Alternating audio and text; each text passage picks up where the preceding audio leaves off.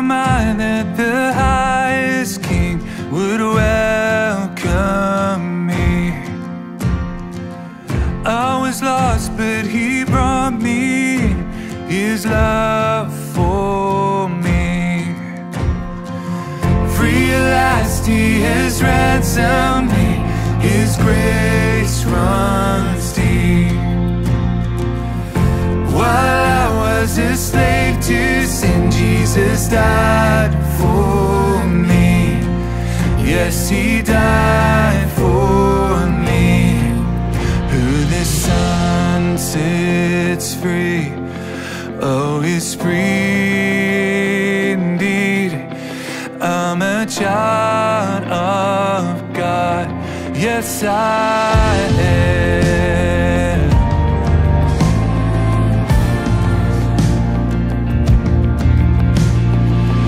Free at last, he has ransomed me. His grace runs deep. While I was a slave to sin, Jesus died for me. Yes, he died for me. Who the Son sets free, oh, is free indeed. I'm a child of God. Yes, I am. In my Father's house, there's a place for me. I'm a child of God. Yes, I am. Yes, I am. I am chosen, not forsaken. I am who you say I am. You are for me, not against me. I am who you say I am. I am chosen, not forsaken. I am who you say I am. You are for me, not against me. I am who you say I am. Yes, I am who you say I am.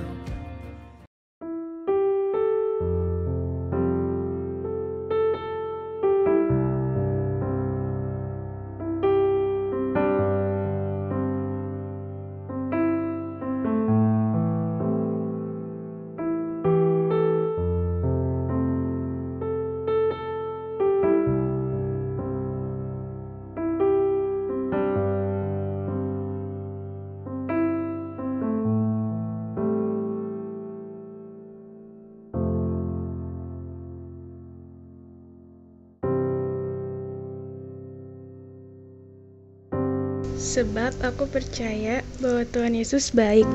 Dia pasti sudah merancangkan masa depan yang gilang gemilang bagiku dan keluargaku.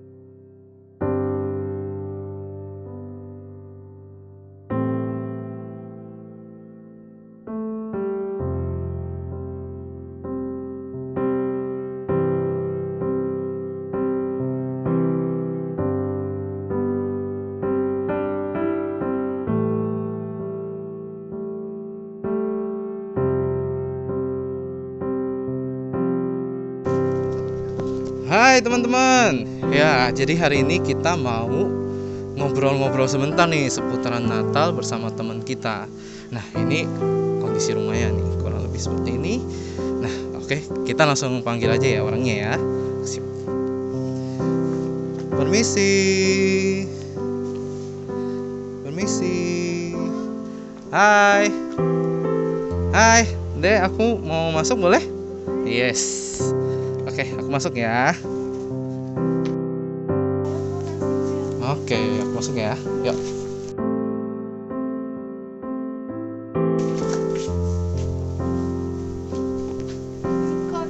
Oke. Yuk. Dek. Hai. Iya kok, hai. Koko mau nanya nih, mau ngobrol-ngobrol boleh ya? Boleh. Boleh dong. Nah, kamu sekarang umurnya berapa? Kelas berapa? Aku umur 14 tahun. Aku kelas 3 SMP. SMP. Oh, masih sekolah ya berarti ya?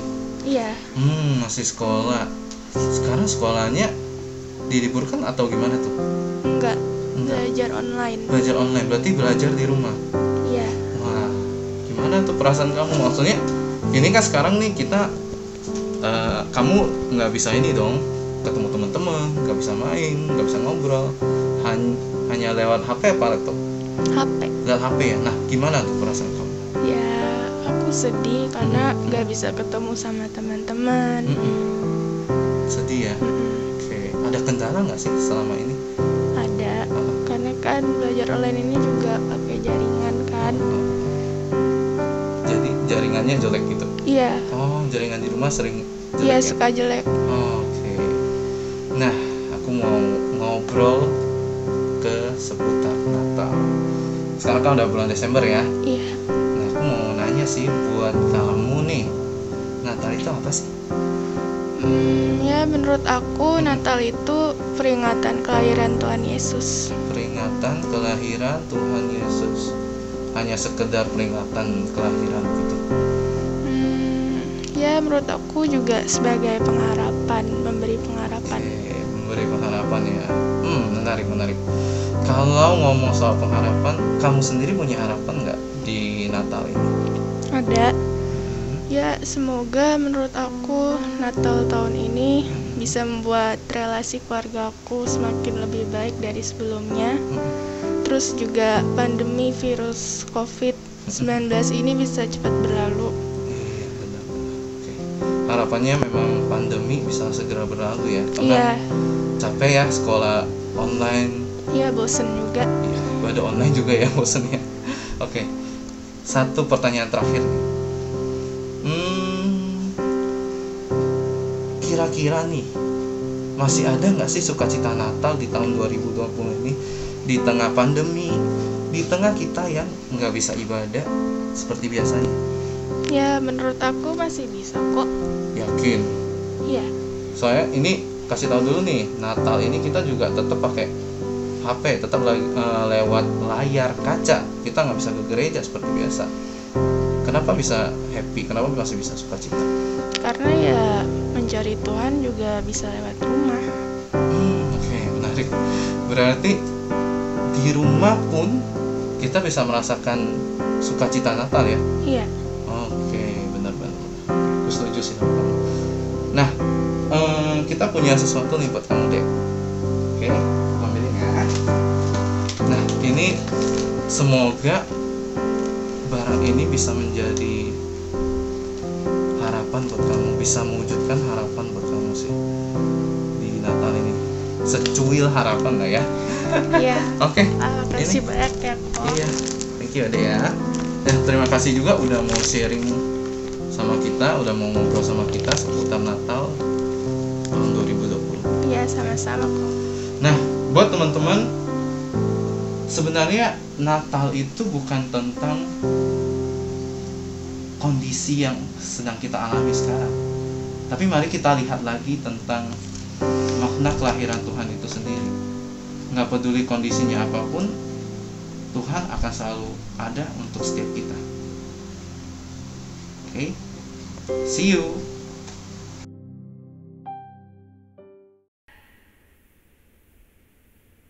Selamat malam teman-teman.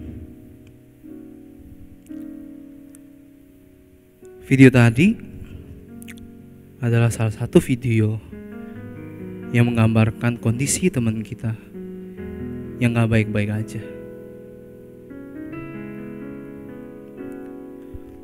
Mungkin saat ini kita yang ada di rumah pun sedang gak baik-baik aja. Mungkin ada yang gajinya dipotong.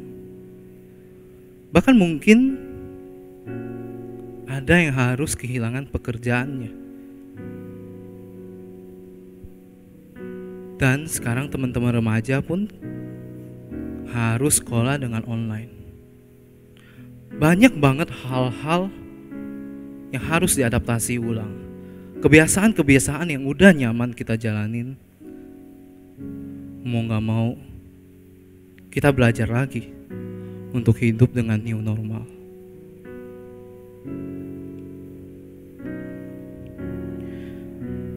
Rasanya sedih, gundah, sepi, cemas. Saat ini menghalangi pandangan kita dari kasih Tuhan. Teman-teman, malam hari ini adalah momen kita mau beribadah untuk kelahiran Sang Raja, Tuhan Yesus Kristus. Marilah malam ini boleh menjadi sebuah momen bagi setiap kita untuk boleh kembali lagi membangun sebuah relasi yang mungkin udah runtuh, yang mungkin udah gak sama lagi ketika dahulu kita ibadah onsite dan ibadah online.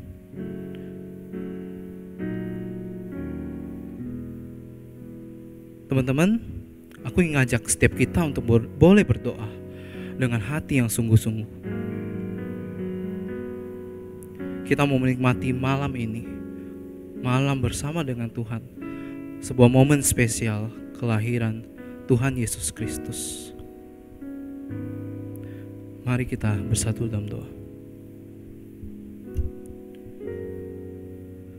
Tuhan, inilah setiap kami ya Tuhan, anak-anak-Mu yang saat ini kami akui ya Tuhan, mungkin tidak sedikit di antara kami yang kondisinya gak baik-baik aja. Mungkin banyak hal-hal yang membuat kami terpuruk. Bahkan mungkin banyak hal-hal yang membuat kami lupa akan Tuhan. Di tengah rasa cemas ini, tengah rasa takut ini, bahkan mungkin di tengah rasa sepi ini ya Tuhan. Tuhan, kami rindu ya Tuhan, di momen Natal pemuda remaja ini ya Tuhan, kami boleh sekali lagi ya Tuhan menikmati kehadirat-Mu ya Tuhan, menikmati setiap momen ya Tuhan. Tuhan, pimpin dan sertai setiap kami ya Tuhan dalam ibadah ini ya Tuhan. Biarlah kasih dan kuasa-Mu selalu menyertai setiap kami anak-anak-Mu ya Tuhan. Dalam nama-Mu Tuhan Yesus Kristus kami sudah berdoa. Amin. Kalau dipikir-pikir, pernah gak sih terlintas di benak kita tentang bagaimana ya Natal tahun ini? Apakah Natal tahun ini masih dapat memberikan sukacitanya? Gemerlap lampu dan bintang, dekorasi-dekorasi Natal yang tiap tahun kita lihat, tahun ini kita cuma lihat di layar kaca. Kita gak bisa lagi ngumpul sama teman-teman, ngucapin Selamat Natal, Tahun Baru. Ketika kita renungkan, bagaimana perasaanmu?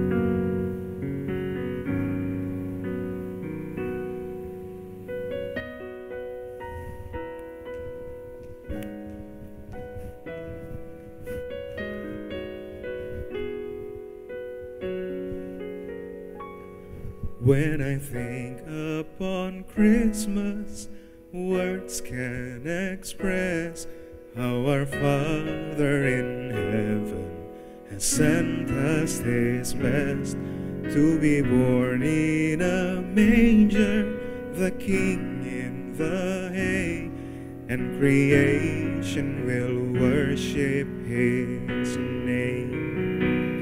For the joy of the world you were born, bringing peace peace to us all through the gift of the Son. Now the darkest of ages are done,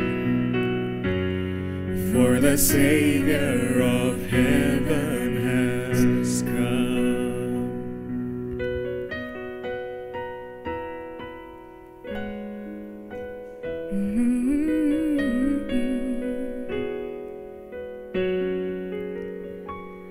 When I think upon Jesus, the King of all days, I can't help but respond with an offering of praise. Like the wise man and shepherd, I follow your light.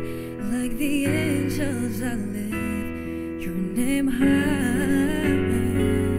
For the joy of the world, you were born, bringing peace to us all through the gift of your love. Now the darkest of ages are done, for the Savior of heaven has come. For the joy of the world, you were born, bringing peace to us all through the gift of your love. Now the darkest of ages are done, for the Savior of heaven has come.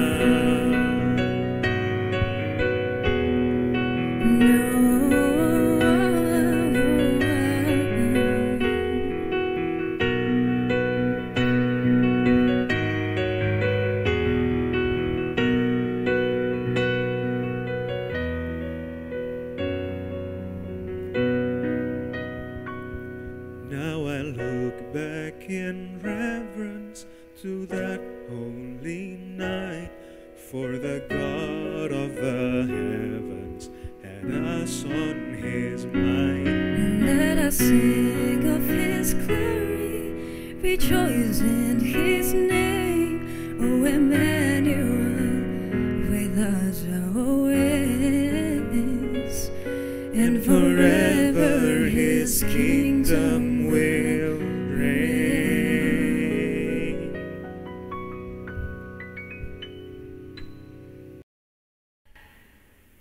Shalom. Selamat teman-teman. Video tadi adalah salah satu video yang menggambarkan kondisi teman kita yang gak baik-baik aja. Mungkin saat ini kita yang ada di rumah pun sedang gak baik-baik aja. Mungkin ada yang gajinya dipotong. Bahkan mungkin ada yang harus kehilangan pekerjaannya. Dan sekarang teman-teman remaja pun harus sekolah dengan online. Banyak banget hal-hal yang harus diadaptasi ulang. Kebiasaan-kebiasaan yang udah nyaman kita jalanin, mau gak mau kita belajar lagi untuk hidup dengan new normal.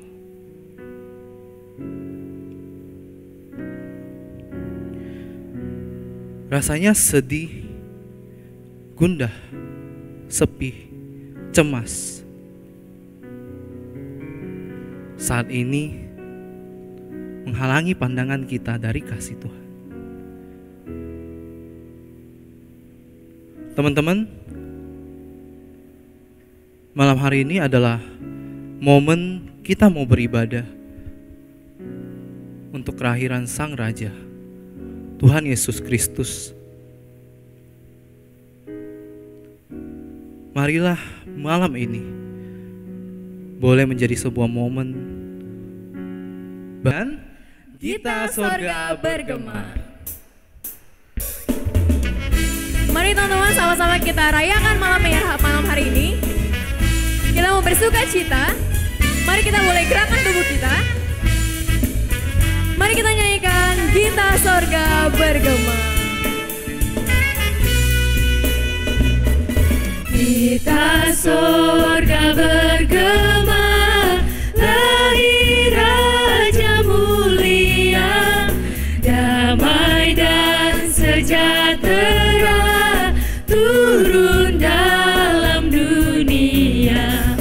Bangsa-bangsa bangkitlah dan bersoraklah serta mermaklumkan kabar baik, lahir Kristus terang ajaib. Kita surga bergema, lahir Raja mulia. Mari kita mau nyanyikan bait yang kedua, yang di sorga disembah Kristus Raja yang bakal. Yang di sorga disembah Kristus Raja yang bakal, lahir dalam dunia dan Maria bundanya. Dalam daging dikenal firman Allah yang kekal, dalam anak yang kecil nyatalah Immanuel. Kita surga bergema, lahir Raja mulia. Raja damai yang besar, surya hidup yang benar. Raja damai yang besar, surya hidup yang benar, menyembuhkan dunia di naungan sayapnya. Tak memandang dirinya, bahkan bakti terimanya, lahir untuk memberi hidup baru abadi. Kita surga bergema, lahir Raja mulia.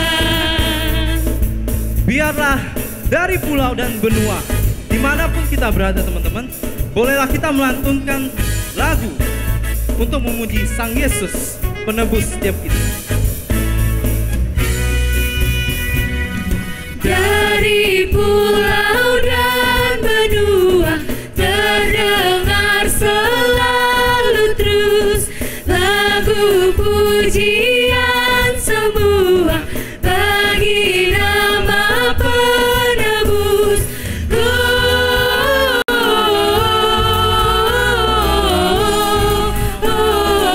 Gloria in excelsis Deo.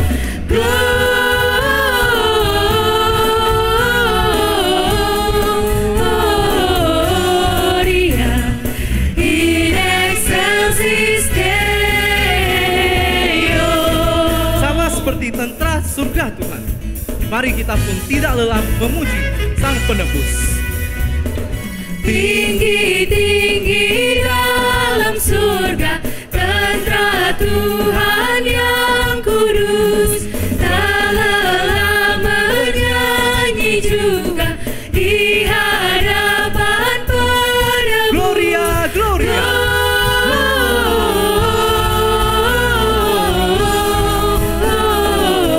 Gloria in excelsis Deo.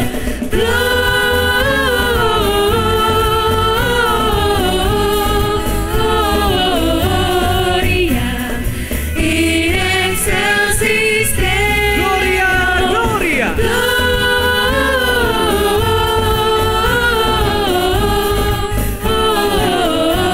Gloria in excelsis Deo.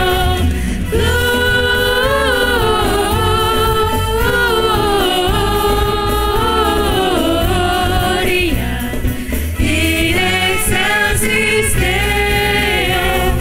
In excelsis Deo. In excelsis Deo.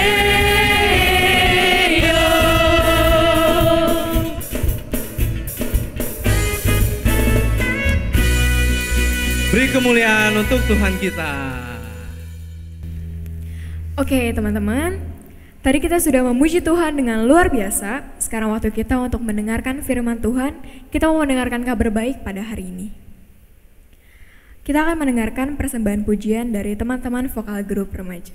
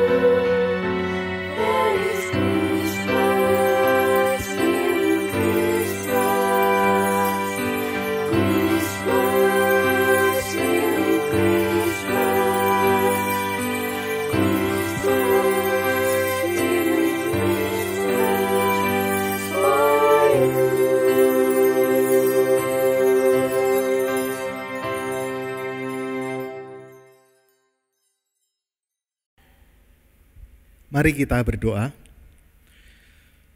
Bapa di dalam surga, sungguh terima kasih karena kasih setia Tuhan yang memimpin hidup kami. Ketika saat ini kami bisa beribadah secara online, merayakan hari Natal. Kiranya Tuhan boleh menerangi hati kami dengan kehangatan Natal itu. Dan kiranya firman-Mu yang begitu kudus itu, yang boleh menguatkan dan menopang hidup kami. Sehingga di Natal kali ini ya Tuhan, kami bisa mendapatkan sesuatu yang spesial dari Tuhan. Karena kami percaya Tuhan tidak pernah meninggalkan kami. Urapi setiap daripada anak-anak-Mu yang mendengarkan firman Tuhan. Urapi juga hamba-Mu yang menyampaikannya di dalam keterbatasan. Di dalam nama Tuhan Yesus Kristus, Allah yang kami percaya, Allah yang kami sembah, kami berdoa. Amin. Shalom. Selamat Hari Natal 2020, saudara. Bagaimana kabarnya semuanya? Saudara, semestinya banyak yang belum mengenal saya ya. Kalau ada yang kenal, mungkin cuman Willy, ya, teman kuliah saya. Oke, Evangelis Willy ini sohib saya di waktu kuliah dulu. Dan saya yakin teman-teman pasti baru pertama kali melihat saya. Kalau teman-teman mungkin mengatakan, kayaknya kok kenal ya. Jangan-jangan salah orang ya. Saya bukan Kick Andy, saya juga bukan Deddy Corbusier, jelas saya nggak six pack saudara. Nama saya Arthur Chandra, ya, saya sekarang melayani di gereja BCS Central Park Jakarta. Saya juga melayani pemuda-pemuda yang ada di sana, dan saat ini saya sudah berkeluarga dengan satu orang anak, usianya 19 tahun, ya, usia pemuda anak saya. Teman-teman, kalau kita flashback melihat tahun 2020, sepertinya kita melihat tahun ini itu tahun yang sia-sia. Ya enggak sih? Di awal tahun, ingat ada apa? Banjir, tanggal 1 Januari, Jakarta, Bekasi direndam air. Kemudian Maret, apa yang terjadi? Corona masuk, lockdown, PSBB, WFH, Zoom. Lihat logonya Zoom itu, saya yakin banyak dari kalian udah mual. Ya kan? Saya juga mual gitu loh. Apa-apaan ini? Kenapa dunia begitu cepat berubah? Begitu banyak kejutan-kejutan yang tidak menyenangkan tahun ini. Dan beberapa waktu lalu, ada kejutan yang juga tidak menyenangkan. Saudara tahu apa itu? Ada puluhan ribu orang yang memadati jalan tol yang menuju ke Bandara Jakarta, Bandara Internasional Soekarno-Hatta. Jalanan di tol stuck. Begitu banyak orang yang seperti semut memenuhi jalanan itu. Tentu banyak kerugian, ya. Banyak orang yang gagal terbang karena peristiwa ini.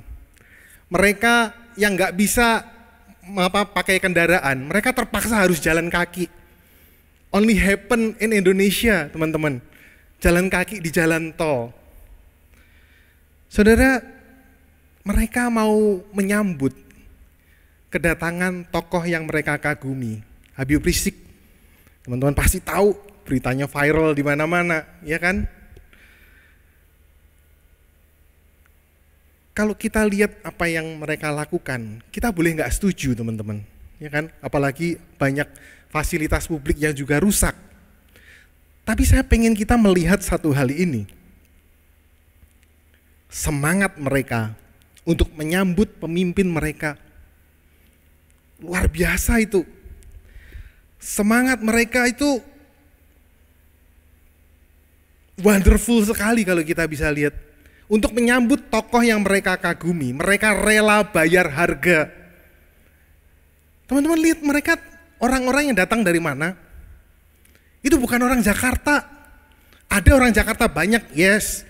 Tetapi banyak sekali orang-orang yang ada dari Aceh asalnya. Orang-orang yang dari Kalimantan, Sulawesi, orang-orang yang dari Madura. Mereka datang naik bus, naik truk, ya. Mereka datang ke sana, ke bandara, hanya untuk melihat Habib Rizik lewat dada-dada gini. Mereka mau melakukan itu. Teman-teman, mereka begitu bersemangat untuk menyambut pemimpin mereka. Coba kita renungkan saat ini ya. Apakah saat ini kita juga bersemangat menyambut Natal?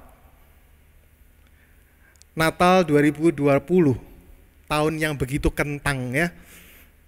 Tahun yang gak enak sekali. Teman-teman bisa ibadah online kayak gini. Gak kebayang sebelumnya. Gak kebayang gak enaknya maksudnya. Ya kan? Apa yang kalian lakukan saat ini sungguh-sungguh merupakan satu hal yang gak nyaman. Kali ini kita merayakan Natal yang gak bisa kerasa vibes-nya. Jadi kalau boleh dibilang,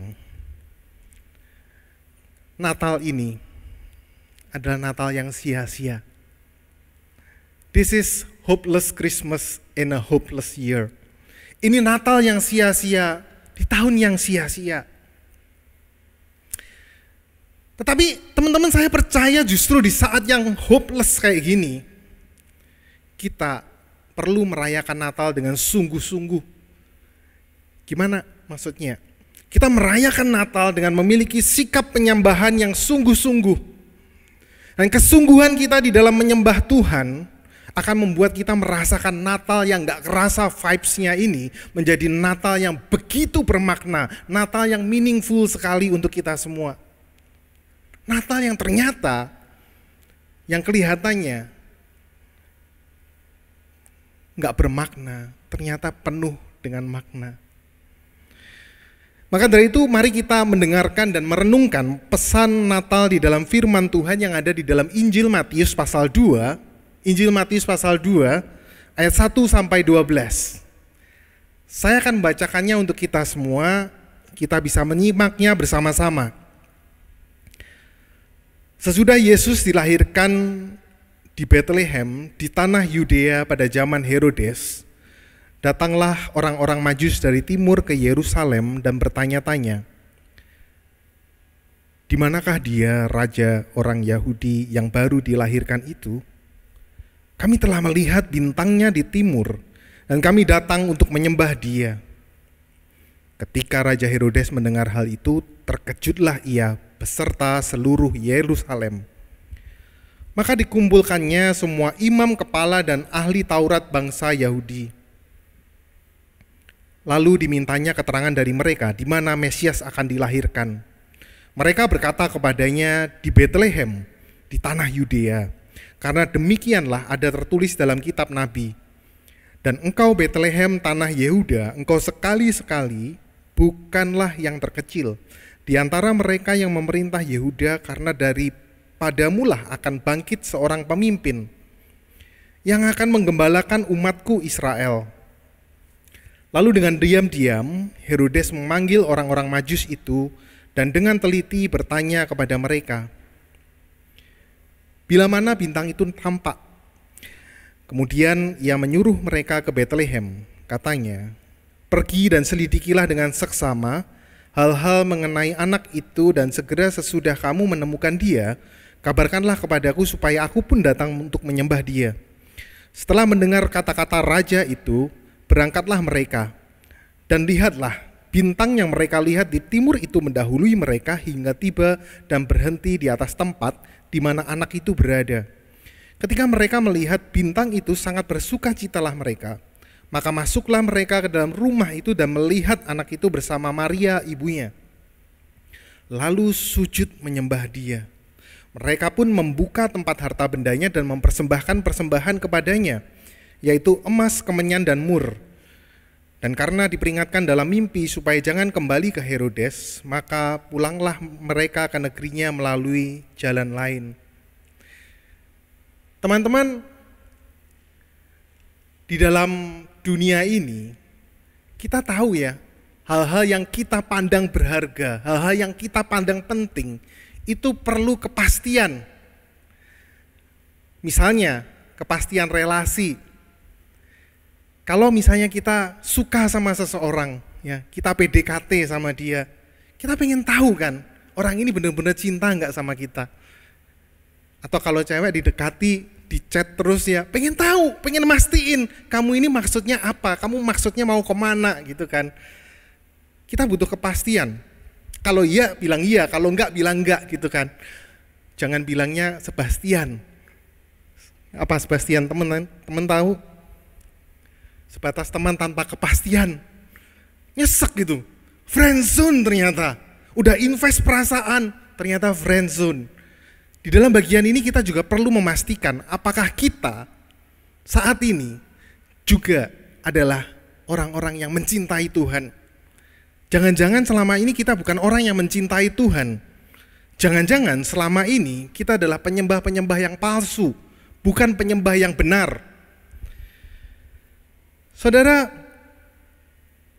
di dalam relasi kita dengan Tuhan, kita sungguh perlu memastikan hal ini.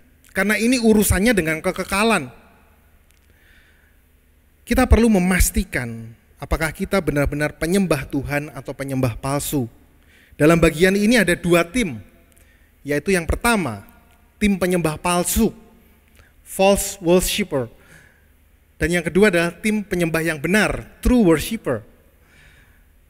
Pada saat ini kita perlu melakukan spiritual MRI, scanning spiritual untuk melihat ke dalam diri kita.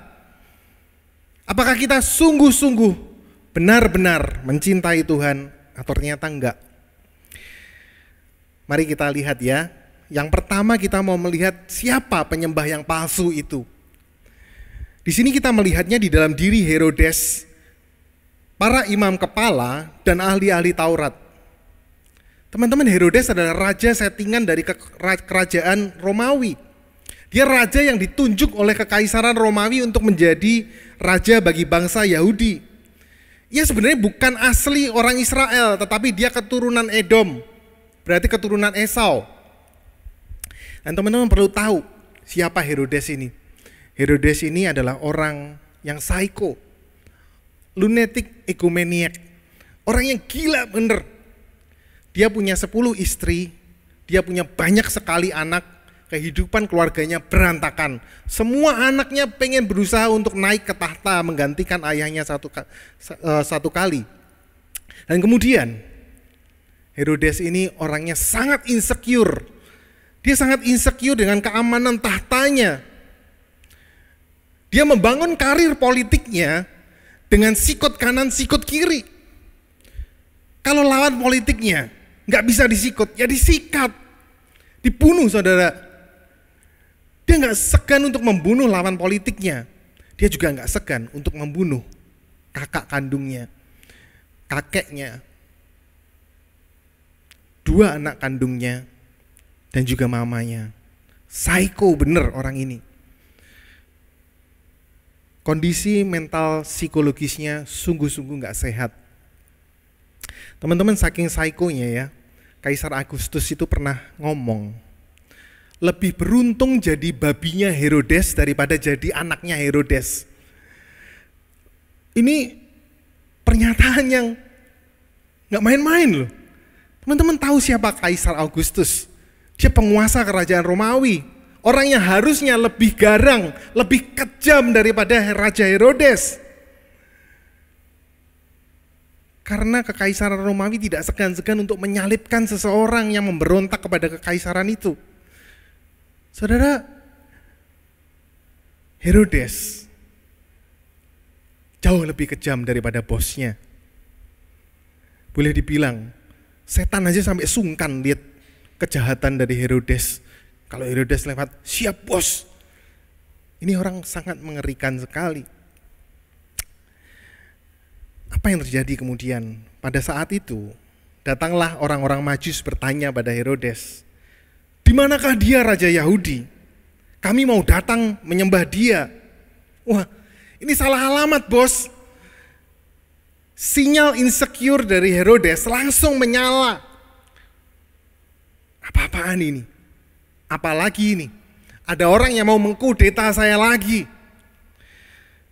Mendengar permintaan dari orang-orang Majus ini, Herodes dikatakan terkejut beserta dengan seluruh Yerusalem. Apa maksudnya? Teman-teman, kata terkejut ini di dalam bahasa aslinya bermakna mereka sangat panik dan merasa terancam, insecure. Seluruh Yerusalem yang dimaksud adalah para penguasa politik dan penguasa agama Yahudi. Jadi yang insecure bukan cuma Herodes, tetapi juga para pemimpin rohani saat itu. Para pemimpin agama Yahudi saat itu, para alim ulama, imam-imam kepala, ahli-ahli Taurat, mereka ikut kebakaran jenggot karena tahu akan ada raja yang baru. Teman-teman, kedatangan dari orang-orang Majus ini mengancam karir agama mereka. Mereka bisa tersingkir dari jabatannya. Karena selama ini mereka sudah membangun aliansi politik, sudah membangun nego-nego politik dengan Herodes. Dapat banyak duit dari situ. Kalau nanti ada raja yang baru, mereka sangat bisa tersingkir. Teman-teman, semua orang pada saat itu juga tahu betapa korupnya pemimpin agama. Ini bukan hanya soal kekuasaan, bos. Ini juga soal keuangan. Ini soal duit. Ini urusan periuk nasi. Karena ketika mereka menjadi pemimpin rohani, mereka juga punya akses terhadap keuangan jemaat. Ujung-ujungnya urusan duit.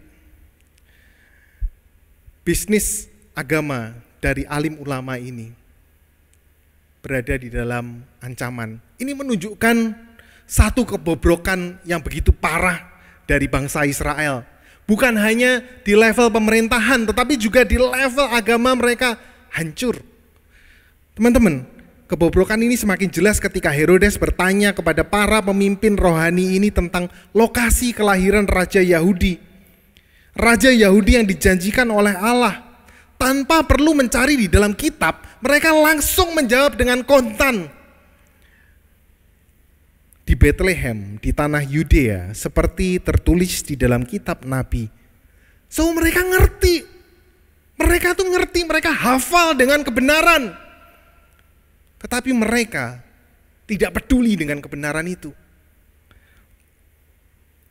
Padahal jarak antara Yerusalem dengan Bethlehem, tempat Yesus berada, bayi Yesus itu berada, kira-kira hanya 7 km teman-teman.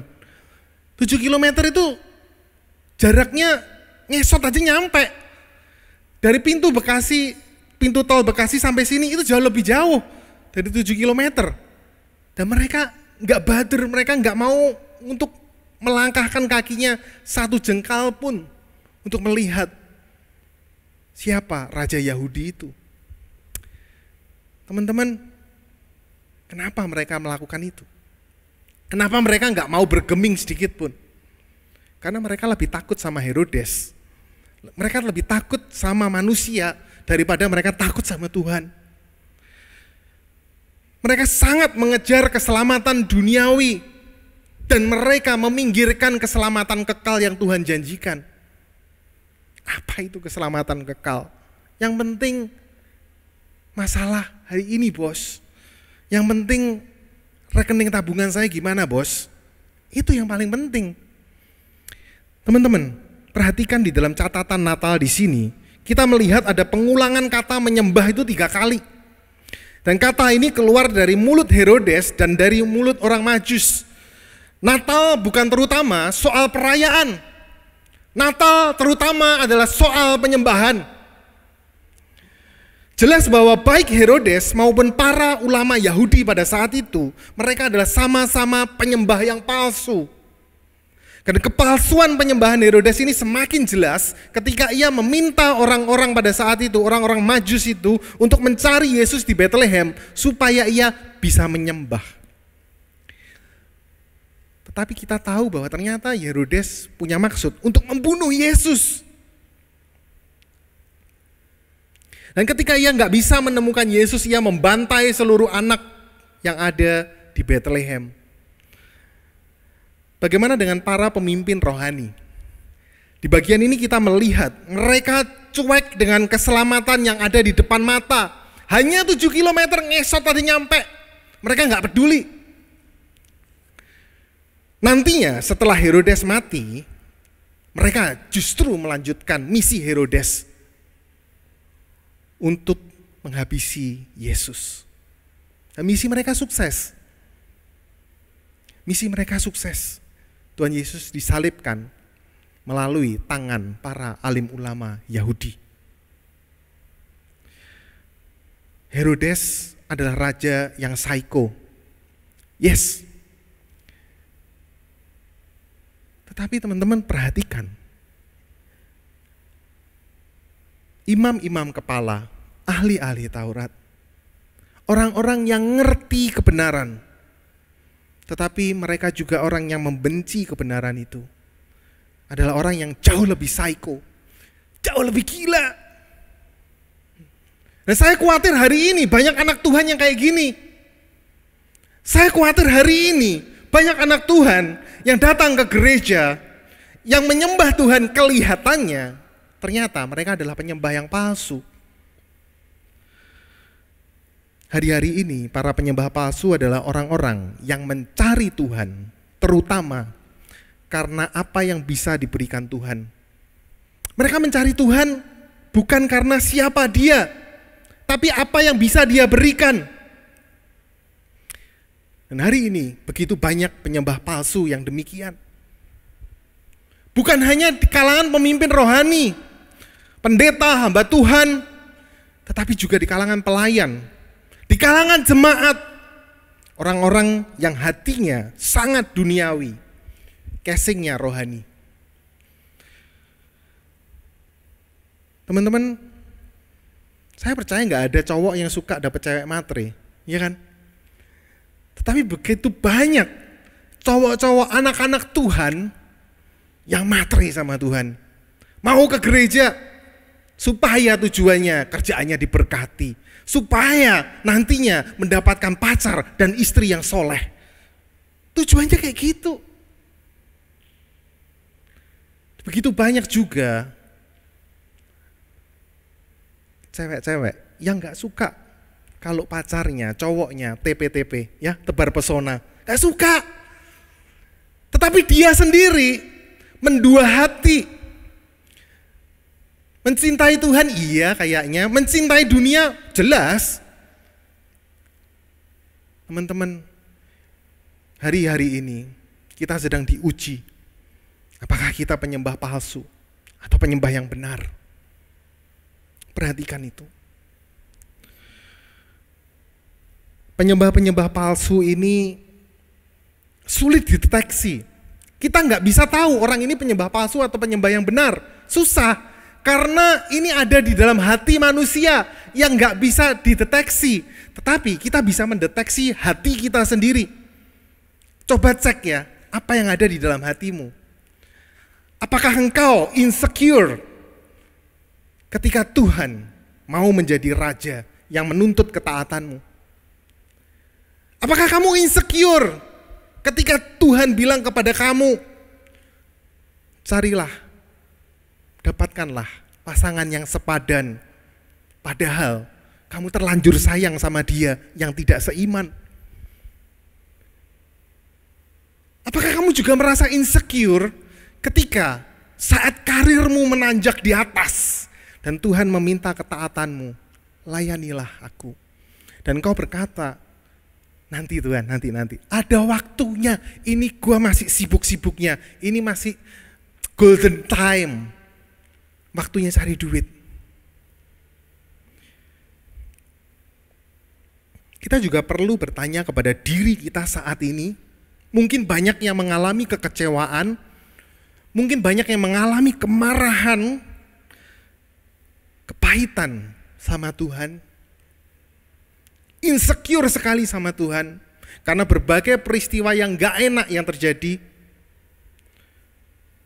Bagaimana ketika Tuhan mengambil apa yang kita cintai saat ini? Mungkin dia mengambil sebagian dari gajimu. Mungkin dia mengambil karir pekerjaanmu. Padahal kamu jadi rising star. Tiba-tiba karir pekerjaanmu diambil begitu saja karena kondisi pandemi. Apa yang kamu rasakan? Apakah engkau marah sama Tuhan? Kemudian, bagaimana ketika Tuhan mengambil seseorang yang kamu cintai? Mungkin Tuhan mengambil orang tuamu di saat kamu sangat membutuhkannya. Di gereja tempat saya melayani, ada beberapa orang yang meninggal karena COVID, termasuk gembala gereja BCS Central Park. Bagaimana ketika di kondisi pandemi ini, kamu diputuskan oleh pacarmu, padahal kamu lagi sayang-sayangnya. Teman-teman, ini loh, ini battle kita, ini pertempuran kita. Ini gak gampang. Di dalam pandangan Alkitab, kejahatan terutama berawal dari hati manusia. Kejahatan itu berasal dari hati manusia yang berpusat pada dirinya sendiri. Di dalam hati kita ada Herodes kecil yang pengen terus bertahta, yang selalu insecure kalau Tuhan mau bertahta di dalam hati kita. Seringkali kita berkata kepada Tuhan, Tuhan gak usah atur-atur hidup saya. Tuhan, it's my life. Jangan atur hidup saya.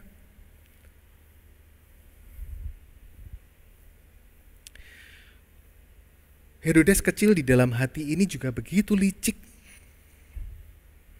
Herodes kecil ini bisa nego sama Tuhan. Herodes kecil di dalam hati kita bisa ngomong sama Tuhan, Tuhan, aku butuh sekali Tuhan memberkati aku. Gua perlu dapat proyek ini. Gua perlu bisa masuk ke university ini. Tuhan tolong Tuhan, kalau Tuhan kabulkan doaku, maka aku akan memberikan hidupku untukmu. Maka aku akan mempersembahkan apa yang Tuhan mau. Aku gak per-10-an deh, per-30-an. Teman-teman, bagaimana ketika Tuhan menjawab doamu? Apakah kamu ingat? Atau ketika engkau dapat, kamu berkata sama Tuhan, entar, tunggu dulu ya Tuhan ya, nanti. Teman-teman, di dalam hati kita juga ada para ahli Taurat yang ngerti kebenaran, tetapi mereka tidak suka diatur oleh kebenaran. Ahli Taurat di dalam hati kita punya rasionalisasi, bisa membenarkan diri sendiri. Ahli Taurat di dalam hati kita tahu kalau nonton bokep itu dosa. Tahu nonton video porno itu dosa, tahu. Tapi bisa melakukan rasionalisasi dengan ngomong, loh, gua kan punya kebutuhan biologis cuy. So, sebenarnya nggak apa-apa, ini sebenarnya sehat sih ya nonton kayak gini. Ahli Taurat di dalam hati kita juga bisa ngomong, gue tahu ketika melakukan seks sama pacarku itu dosa, tahu kok. Tapi gini loh, gue kan sayang sama dia. One day kan dia jadi milik gue, one day dia akan jadi suamiku juga, gitu loh. Nggak ada masalah kan harusnya. Kita suka sama suka kok. Kita sama-sama cinta. Ahli Taurat itu begitu jahat. Dan ahli Taurat itu bisa ngomong juga sama kita. Ketika kita memiliki hidup yang sepertinya kudus dan melihat orang lain hidupnya kafir, hidupnya tidak baik, kita bisa ngomong kepada mereka, dosa kamu. Loh, kamu kok pakai tato? Dosa itu. Loh, kamu kok gini, kamu kok gitu? Dosa. Ahli Taurat itu bisa menyamar menjadi seorang hakim di dalam hati kita. Hakim yang bukan menghakimi kesalahan kita, tetapi menghakimi orang lain. Teman-teman, ini loh battle kita.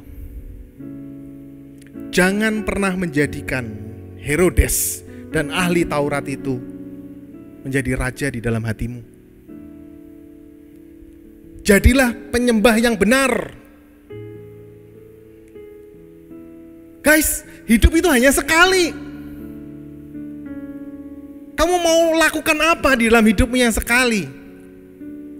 Apakah kamu mau menyembah Tuhan dengan benar, atau kamu mau menyembah Tuhan dengan main-main? Bos, ini urusannya kekekalan loh. Ini urusannya bukan masalah besok atau besoknya. Ini urusannya besok. Never end. Gak ada akhirnya. Kamu mau pertaruhkan hidupmu untuk hidup dengan sembarangan saat ini, menjadi penyembah yang palsu, menduakan hati Tuhan terus menerus?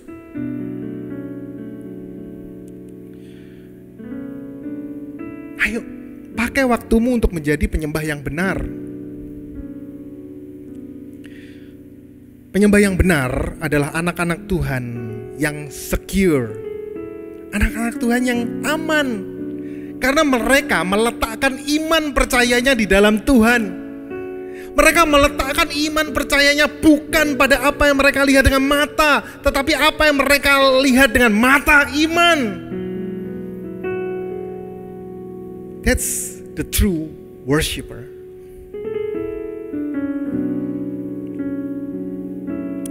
The true worshiper will pay the price no matter the cost is. Mereka berani bayar harga berapapun itu. Ini loh penyembah yang benar.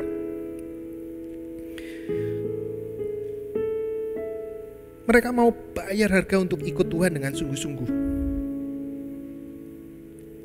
Seringkali mereka juga dipandang remeh oleh dunia. Mungkin mereka disalahpahami sebagai orang yang fanatik. Kadang orang yang lebih gak suka bisa ngomong munafik.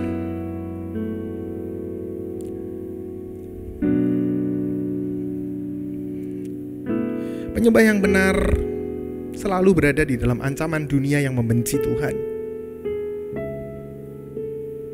Kita mendapati hal ini di dalam diri orang Majus. Orang-orang Majus, orang-orang yang ada berasal dari negara bagian timur. Jauh sekali dari Bethlehem, tempat kelahiran Mesias, Raja Yahudi, Raja segala bangsa. Kemungkinan orang-orang Majus ini berasal dari daerah wilayah kerajaan Persia, tempat pelayanan Daniel dahulu ketika bangsa Israel masuk ke dalam pembuangan Babel. Jadi mereka mungkin pernah mendengar tentang siapa Yahweh, siapa Allah yang diwahyukan di dalam firman Tuhan, dan siapa Mesias yang dinubuatkan di dalam perjanjian lama. Dan ketika mereka melihat bintang sang raja itu di angkasa, mereka berangkat. Mereka menempuh perjalanan long distance sejauh 1.400 km, saudara.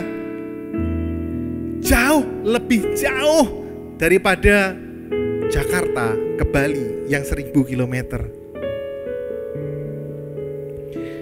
Perjalanan ini membutuhkan waktu berbulan-bulan dengan biaya transportasi, akomodasi, dan logistik yang gak main-main.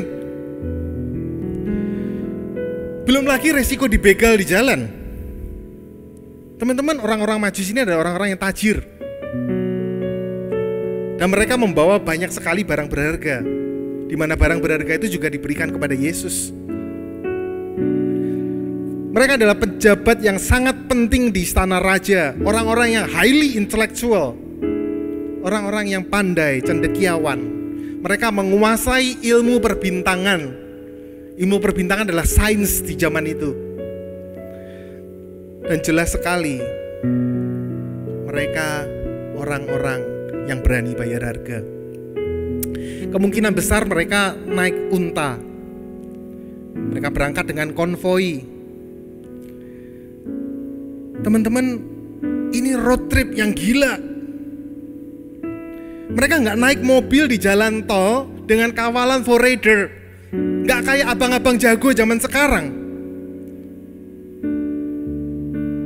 Mereka harus melewati lembah, sungai, gunung, medan yang hardcore, sulit dilewati oleh mobil jeep, dan mereka melewati dengan binatang, dengan onta.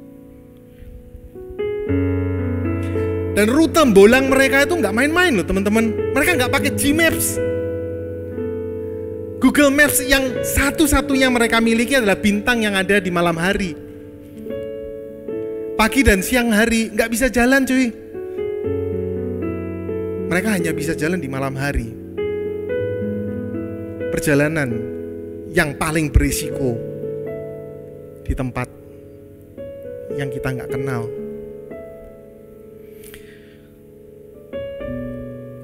Jelas mereka ini orang-orang yang nekat, orang-orang yang berani bayar harga untuk menyembah Tuhan. Orang-orang yang punya iman yang besar sekalipun sulit keadaannya. Ini orang-orang yang punya semboyan. Tarik sis, semongko. Teman-teman tahu semongko itu artinya apa? Semongko itu bukan buah semangka ya. Semongko itu semangat sampai bongko. Itu dari bahasa Jawa, artinya semangat sampai mati. Ini loh orang-orang Majus. Tarik sis, semongko. Nekat mereka. Tapi sayangnya mereka juga orang-orang yang dianggap remeh oleh bangsa Yahudi. Apalagi oleh imam-imam kepala dan ahli Taurat. Kenapa? Karena mereka orang kafir, boy. Sekalipun tajir, tetap kafir. Mereka bukan orang Israel. Apalagi mereka orang Persia. Wah, ini mantan penjajah ini, kumpeni ini. Mereka ini adalah orang-orang yang menguasai ilmu sihir. Waduh, sesuatu hal yang sangat dilarang oleh perjanjian lama. Triple hit combo. Kafir, apalagi tadi mantan penjajah, penyihir. Fix pendosa besar ini guys. Pendosa besar. Tetapi kepada orang-orang yang dilabeli pendosa besar inilah Tuhan menyatakan dirinya. Orang-orang Majus yang dicap pendosa inilah yang mencari dan menemukan Tuhan. Sebelumnya dengan petunjuk bintang mereka sempat nyasar di Yerusalem, nyasar di istana Herodes. Salah alamat bos, tapi sebenarnya wajar. Kenapa? Karena cari raja ya di istana raja dong. Tetapi ternyata raja bukan ada di istana raja. Raja itu ada di Bethlehem, di rumah yang dekil. Di sana mereka ketemu dengan Herodes, raja yang gila. Kemudian orang-orang Majus ini keluar dari istana Herodes. Mereka dipimpin oleh Tuhan melalui bintang. Dan kemudian berbunyilah suara, "You have arrived." Kamu telah sampai tujuan, di rumah di atas di mana Yesus berada. Orang-orang Majus ini bertemu dengan Tuhan yang rendah hati. Tuhan yang memilih lahir di Bethlehem, bukan di Yerusalem. Kalau hari ini mungkin Tuhan memilih lahir di Bekasi yang paling pinggir, yang paling banyak rumah yang kumuh. Tuhan gak akan milih untuk lahir di pusat kota Jakarta, di daerah mungkin Jaksel yang elit, di tempat orang-orang yang sukanya nongkrong di mall mewah. No, Tuhan akan nongkrong sukanya di warteg. Dan dia akan memilih tinggal di rumah yang kumuh. Kita bertemu dengan Tuhan yang rendah hati. Dan setelah bertemu bayi Yesus, orang-orang Majus ini memberikan seperangkat gift set, emas, kemenyan, dan mur. Sebuah gift set yang biasanya dikasih kepada seorang raja. Dan memang Yesus adalah raja. Teman-teman, sekalipun orang Majus ini adalah orang-orang yang terpandang di negeri mereka, mereka adalah pejabat ring 1 di istana raja, tetapi mereka gak segan-segan untuk sujud menyembah Yesus. Mereka gak segan-segan untuk menyembah Yesus, bertelut lututnya di hadapan Yesus, seorang bayi yang mungil itu.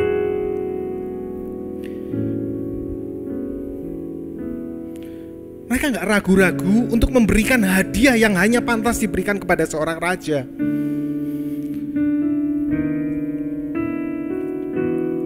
Ketika mereka melihat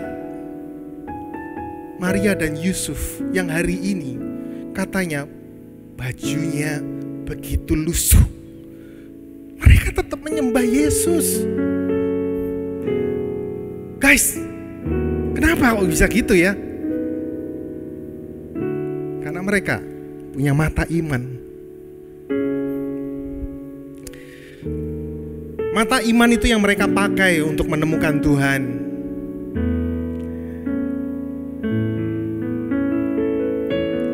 mereka bukan iman yang buta, karena mereka pernah mempelajari perjanjian lama. Dan mereka juga dipimpin oleh Allah melalui bintang yang dinubuatkan di dalam perjanjian lama, yang ada di dalam kitab Bilangan pasal 24 ayat 17. Itu sebabnya mereka berani bayar harga sejak semula, menempuh road trip yang gila, ketemu raja yang gila, hingga hampir dibunuh oleh raja yang gila itu. Kita nggak tahu kelanjutan kisah dari orang-orang Majus ini, tetapi dari tradisi gereja kita tahu mereka menjadi orang yang percaya, dan kemudian di akhir hidupnya mereka mati menjadi martir.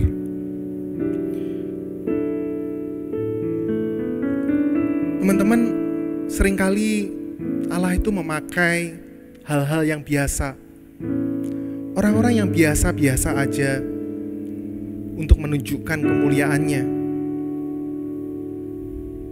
Allah memakai Bethlehem, bukan Yerusalem.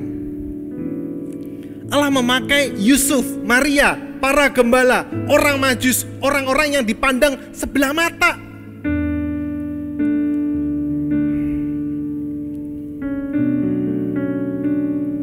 Allah memakai Israel, negara yang kecil itu, dan tidak memakai Roma, negara yang punya kuasa militer yang besar.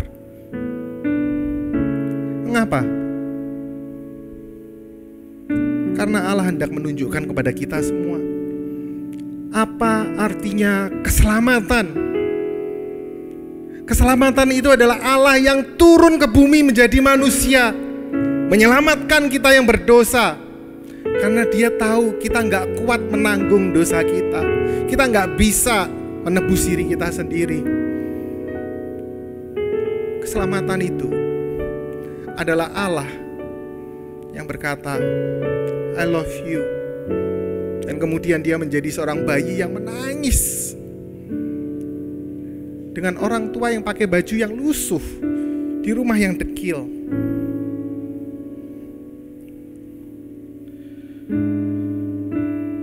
Keselamatan adalah Allah yang mencintai kita, bukan kita yang mencintai Allah. Dan bagian kita adalah terus taat kepada Allah yang telah menyelamatkan kita. Bagian kita adalah menjadikan dia raja. Bukan dirimu yang jadi raja memerintah hidupmu, tapi Tuhan yang memiliki hidupmu. Teman-teman, ketika saya menyiapkan khotbah ini, saya dibantu oleh anak saya Matthew. Dia saat ini berusia 19 tahun dan sekarang sedang studi di US. Saya bisa dibantu karena kebetulan semester ini dia dapat tugas kuliah untuk menyelidiki Injil Matius. Teman-teman, mungkin banyak yang gak tahu Matthew anak saya. Anak saya lahir dengan kondisi yang orang hari ini bilang albino. Rambutnya pirang, kulitnya sangat pucat, dan juga penglihatannya tidak baik. Dia hanya bisa melihat sekitar 1,5 meter. Teman-teman bisa bayangin ya, masa kecil dan remajanya kayak apa. Seringkali dibully, seringkali disakiti, physically, emotionally. Pengalaman-pengalaman pahit ini membuat anak saya Matthew bergumul dengan gambar dirinya. Namun satu kali Tuhan begitu penuh kasih menyatakan dirinya di dalam sebuah KKR. Matthew mengambil keputusan untuk menerima Yesus sebagai Tuhan dan Juru Selamatnya. Sejak saat itu ketika dia menjadi orang percaya, dia menyerahkan hidupnya untuk benar-benar menyembah Tuhan. Gak main-main. Setiap pagi saya melihat dia berdoa dan membaca firman Tuhan. Saya gak pernah suruh. Orang kalau sudah lahir baru, gak perlu disuruh-suruh. Mereka akan haus untuk cari Tuhan. Pastikan apakah kamu sudah lahir baru. Pastikan apakah kamu sudah benar-benar kenal Tuhan. ketika ia bertumbuh menjadi seorang pemuda, ia sungguh diberkati hidupnya. Dia seringkali menjadi orang yang menjadi inspirasi buat teman-temannya yang di sekolah. Selepas SMA, ketika diwisuda, dia memiliki satu award akademik karena nilainya baik. Tetapi bukan karena itu saja. Sekolah memberikan dia award akademik karena dia memiliki persistence, endurance. Dia memiliki kegigihan, ketekunan untuk mengejar yang terbaik di dalam hidupnya. Dia hidup bukan apa kata dunia, tetapi apa kata Tuhan. Kemudian terkait dengan bagian ini, dia mengatakan bahwa perikop di dalam Matius pasal 2 ayat 1-12 ini menggunakan gaya bahasa sindiran, di mana tanah Israel yang seharusnya menjadi tempat Raja Israel bertahta malah menjadi tempat di mana sang raja harus dilarikan. Ini menunjukkan bahwa dunia ini gak aman buat kita. Kita jangan terjebak di dalam comfort zone. Kita mesti terus berperang di dalam kedagingan kita. Apakah itu kemalasan kita? Apakah itu dosa-dosa kita yang lain? Kesombongan diri kita, pemberontakan kita terhadap Tuhan. Teman-teman, anak saya juga bergumul dengan kesombongan. Terkadang dia merasa rendah diri, terkadang dia merasa tinggi hati. Rendah diri dan tinggi hati itu sama-sama sombong. Kenapa? Karena sama-sama berpusat kepada diri, bukan berpusat kepada Tuhan. Orang yang minder, orang yang sombong, tinggi hati, sama-sama sombong. Karena mereka tidak mau mendengarkan apa kata Tuhan, mereka mau mendengarkan apa kata dunia. Benar teman-teman, hidup ini gak aman buat kita. Setiap saat iblis berkomplot dengan kedagingan kita, pengen menyeret kita jatuh di dalam dosa, membuat kita percaya bahwa Allah itu jahat, membuat kita percaya bahwa Allah itu ternyata gak ada ya. Buktinya saya dibiarin susah tuh. Kedagingan itu terus berbisik kepada kita di dalam kelemahan kita. Ini loh ada link baru. Kabarnya ini mamanya Gempi. Ayo share. Ayo tonton. Kedagingan kita itu begitu jahat. Beware, be careful. Hati-hati ketika kamu menjadi kaum rebahan saat ini. Kalau perlu buka pintumu, matikan wifi-mu. Ketika ada kedagingan seperti itu memuncul. Teman-teman, kita gak bisa hidup mendua hati. Sebentar menyembah Tuhan, sebentar menyembah iblis. Gak bisa. Kita mesti milih. Mau hidup buat Tuhan, menjadi penyembah yang benar, atau mau kamu sekalian lah mau jadi penyembah yang palsu seumur hidupmu, menyembah iblis. Kamu tahu apa akibatnya?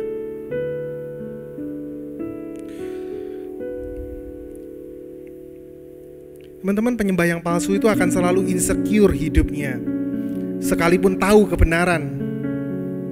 Tetapi penyembah yang benar akan selalu secure, aman hidupnya, sekalipun hidup di dalam dunia yang insecure. Karena penyembah yang benar memusatkan hidupnya pada apa kata Tuhan, bukan apa kata manusia. Menjadi penyembah yang benar harus berani bayar harga. Tetapi sesungguhnya berapapun harga yang harus kamu bayar ketika kamu ikut Tuhan, itu gak sebanding dengan kemuliaan yang akan diberikan Tuhan, mahkota kehidupan yang diberikan Tuhan. Dan sesungguhnya berapapun harga yang kamu bayar ketika kamu ikut Tuhan, nggak sebanding dengan pengorbanan yang telah diberikan Tuhan buat kita. Pastikanlah bahwa kalian adalah penyembah-penyembah yang benar. Pastikanlah bahwa kalian benar-benar mencintai Tuhan. Jangan jadikan Tuhan sebatas teman tanpa kepastian. Jadikan Tuhan kekasih hidupmu. Maka engkau akan terus dipeluk dan digendongnya. Jadikan tahun yang kayaknya hopeless, sia-sia ini menjadi tahun yang hopeful di masa depan. Karena engkau punya Tuhan yang berdaulat. Engkau punya Allah, Raja yang perkasa. Jadikan Natal yang kalian rayakan saat ini yang sepertinya gak kerasa vibes-nya sebagai momen untuk kalian mau sujud menyembah Tuhan. Lord, thank you. Terima kasih Tuhan. Kalau sampai hari ini aku masih bisa menyembah-Mu di dalam segala kesederhanaan, aku bisa menyembah-Mu. Dan itu yang aku ingini Tuhan. Aku gak butuh untuk merayakan Natal dengan bling-bling, dengan gemerlap Natal yang seperti biasanya. Tetapi aku perlu untuk merasakan Tuhan hadir di dalam hidupku. Aku mau menyembah Tuhan dengan sungguh-sungguh. Apakah saudara mau menjadi penyembah yang benar? Mari kita tundukkan kepala. Tuhan, terima kasih atas kasih dan pengorbanan-Mu yang telah menjadi manusia, tinggal di antara kami yang berdosa. Engkau yang memakai kami yang berdosa, Engkau yang menguduskan kami yang berdosa. Kuduskanlah kami ya Tuhan, agar Tuhan boleh pakai hidup kami untuk memuliakan nama-Mu. Kami gak mau jalani hidup kami sembarangan. Kami gak mau terus jadi kaum rebahan. Kami gak mau hidup kami sia-sia. Kami mau hidup kami bermakna. Karena itu Tuhan, ketika kami saat ini merayakan Christmas yang sepertinya hopeless, kiranya dengan mata iman kami bisa melihat bahwa Christmas kali ini justru adalah Christmas yang hopeful. Karena tidak ada yang bisa kami lihat selain hanya Tuhan, Allah yang berdaulat, Raja yang berdaulat. Thank you Lord Jesus. Terima kasih Tuhan. Di dalam nama Tuhan Yesus kami berdoa. Amin.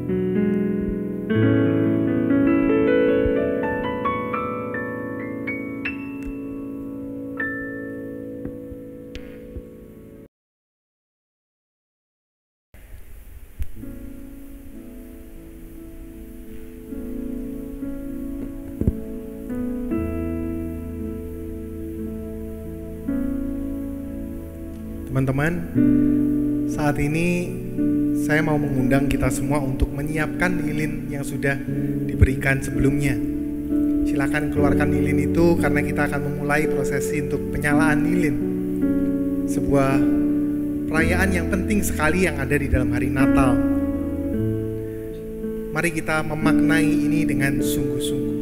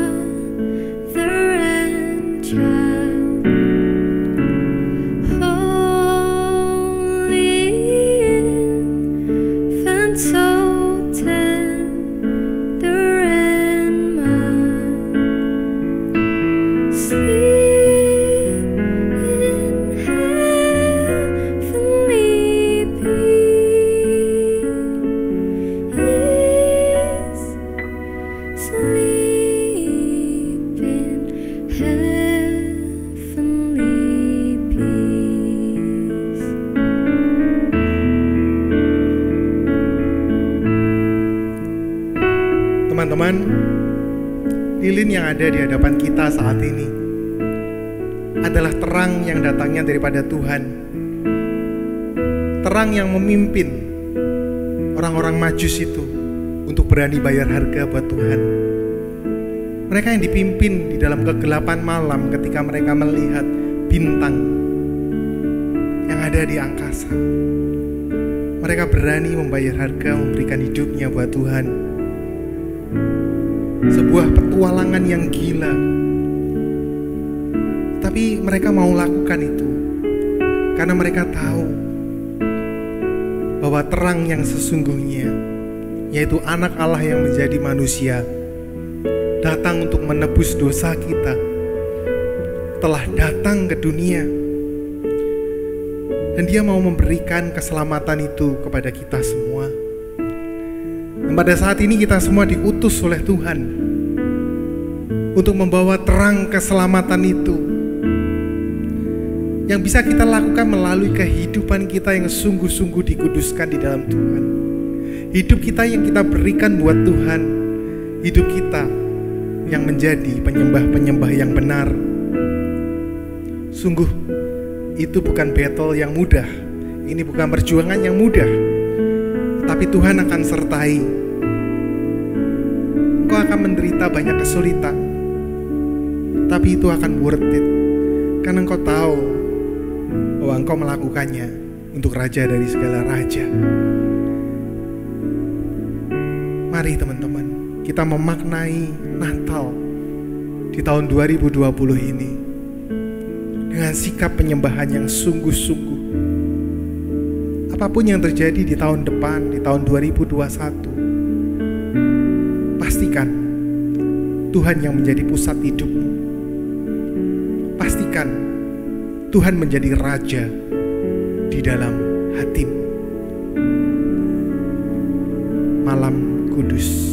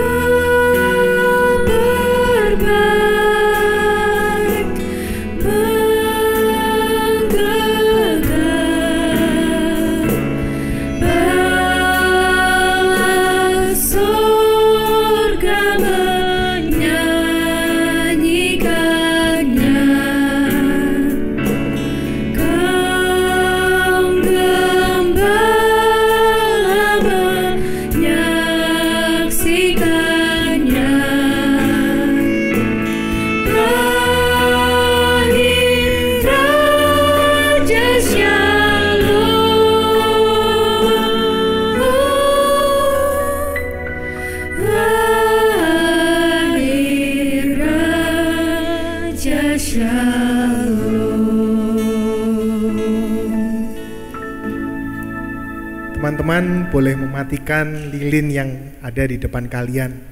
Tetapi ingatlah bahwa terang itu telah datang. Sekalipun lilin telah dimatikan, tetapi kalian tahu hidup kalian harus menjadi pembawa terang. Marilah menjadi orang-orang yang membawa damai dan keselamatan di muka bumi ini. Jadilah penyembah yang benar. Amin. Sekarang kita udah di penghujung ibadah Natal pemuda remaja. Kita sudah mendengarkan firman Tuhan. Mungkin kondisi nggak berubah. Mungkin saat ini pun kita masih dalam kondisi terpuruk. Dan yang pasti kita nggak dalam kondisi yang baik-baik aja. Namun, ada yang berbeda pada Natal kita pada malam hari ini. Kita tahu bahwa Tuhan sudah mau menjadi sama seperti kita. Dia memberikan kita pengharapan dan sukacita dalam kondisi apapun saat ini. Mari, setiap kita mau menyiarkan sukacita ini, setiap kita mau menyiarkan pengharapan ini. Teman-teman, aku mau mengajak setiap kita untuk menyanyikan lagu Hai Siarkan di Gunung.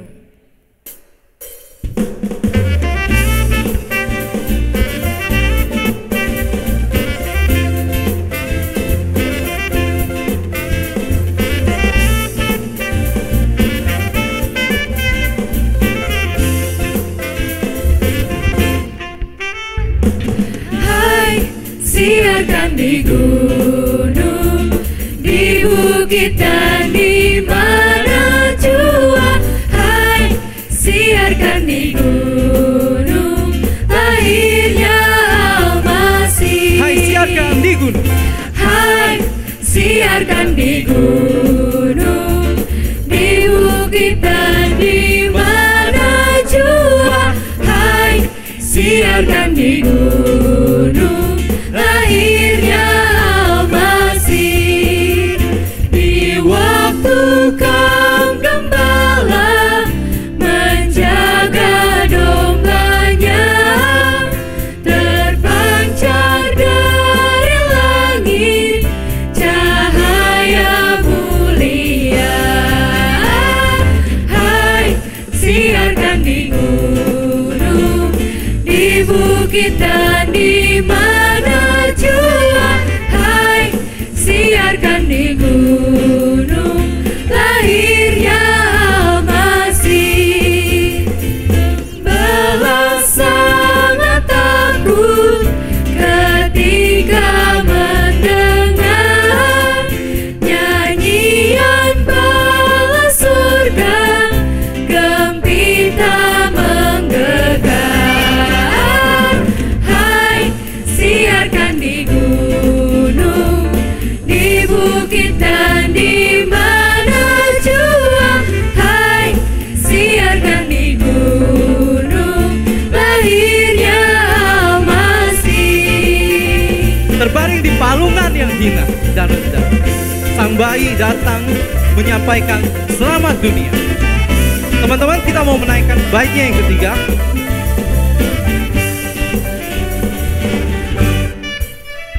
Terbaring di palungan yang hina dan rendah, sang bayi menyampaikan selamat dunia.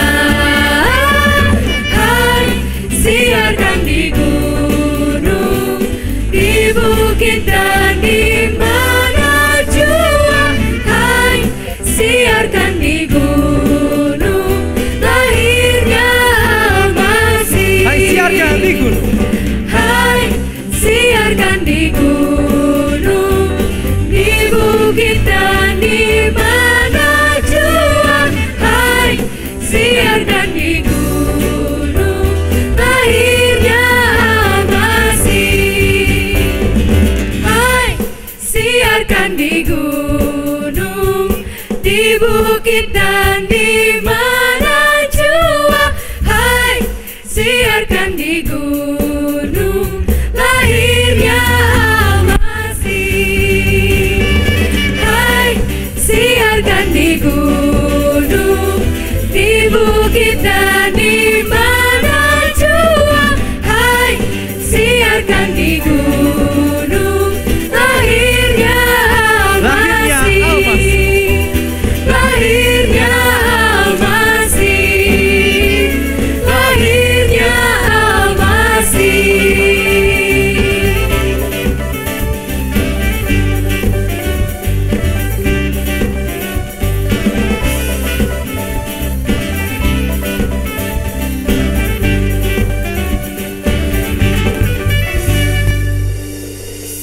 Teman-teman, mari kita menutup ibadah Natal pada tahun 2020 ini dengan memohonkan berkat daripada Tuhan. Mari kita berdoa. Bapa di dalam surga, sungguh kami bersyukur kalau kami masih boleh merayakan Natal di dalam segala keterbatasan.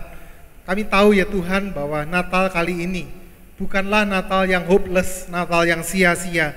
Karena kami tahu ya Tuhan, kami bukan memiliki Allah yang sia-sia. Kami memiliki Allah yang perkasa, Allah yang menjamin hidup kami, Allah yang terus memimpin hidup kami. Oleh karena itu ya Tuhan, arahkanlah hati kami supaya terus boleh menjadi penyembah-penyembah yang benar. Sehingga hidup kami aman di dalam-Mu. Kami menjadi orang-orang yang secure di dalam Tuhan. Kami tidak menjadi orang-orang yang insecure, yang mudah diombang-ambingkan ke sana kemari. Karena itu ya Tuhan, kami memohonkan supaya berkat-Mu boleh turun melimpahi kami. Kiranya Tuhan memberkati kita dan melindungi kita. Tuhan yang menyinari wajahnya dengan kasih karunia. Tuhan yang menghadapkan wajahnya kepada kita dan memberi kita semua damai sejahtera. Kiranya kita semua diberkati di dalam nama Tuhan Yesus. Amin.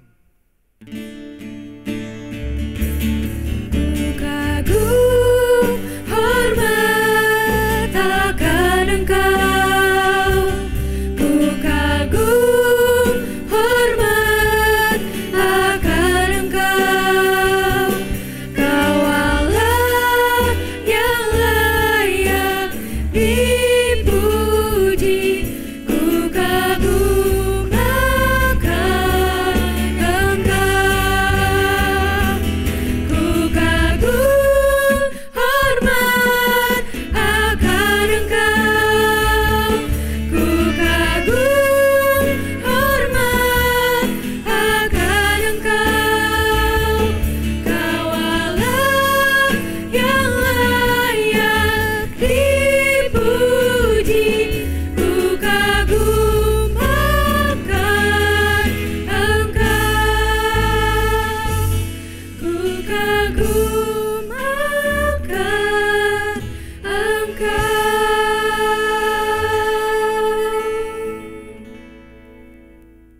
Ibadah Natal Pemuda Remaja 2020 sudah selesai.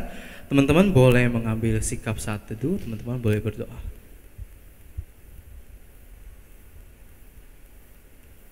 Selamat Natal 2020 teman-teman pemuda dan high teens. Selamat Natal 2020 teman-teman pemuda dan high teens. Selamat Natal 2020 teman-teman pemuda YIC dan teman-teman Komisi Remaja High Teens. Selamat Natal 2020 teman-teman pemuda Dan high teens. Halo High Teens, halo Youth in Christ. Kami sekeluarga mengucapkan Selamat Hari Natal dan Tahun Baru. Kiranya teman-teman mengalami damai sejahtera dan sukacita Natal. Merry Christmas and Happy New Year buat High Teens and YIC. Kiranya di Natal tahun ini teman-teman High Teens dan YIC tetap punya pengharapan di dalam Tuhan. Meskipun situasi kita sedang buruk, sedang tidak mengenakan, tapi pengharapan dalam Kristus kiranya boleh terus hadir dalam hati dan pikiran kita. Tuhan Yesus memberkati. Bye-bye.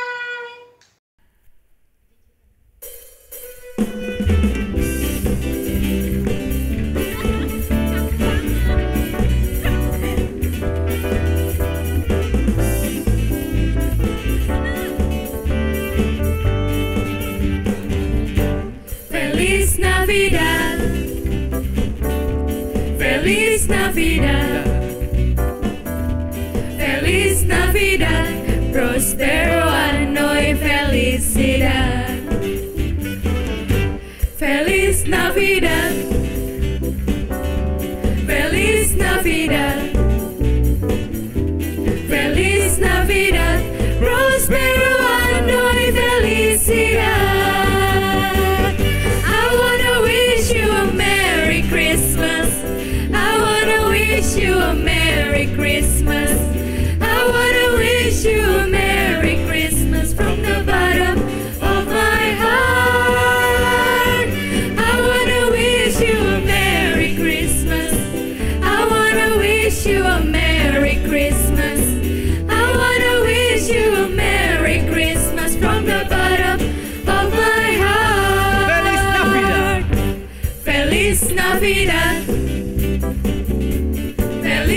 Navidad, Feliz Navidad, Prospero año y felicidad. Feliz Navidad, Feliz Navidad, Feliz Navidad, Prospero año y felicidad. I wanna wish you a Merry Christmas. I wanna wish you a Merry Christmas.